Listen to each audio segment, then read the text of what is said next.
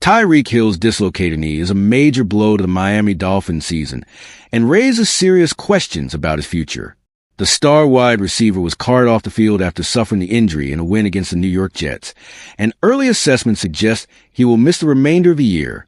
A knee dislocation is a severe injury, often involving damage to ligaments, cartilage, and sometimes nerves or arteries, making recovery uncertain and highly dependent on the extent of the damage and the effectiveness of surgery and rehabilitation.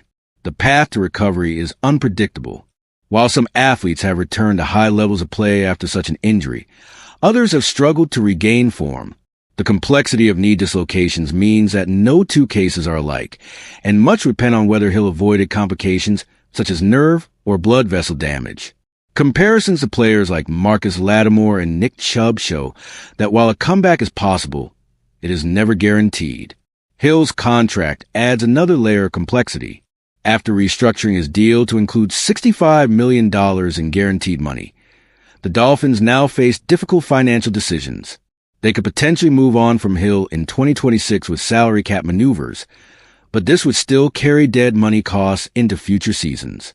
At 32 years old by then, Hill will be fighting against both time and the effects of this devastating injury to prove his durability.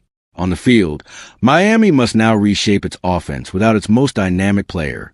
Jaylen Waddle is expected to become the centerpiece of the passing game, while emerging receivers and tight end Darren Waller will likely see increased roles.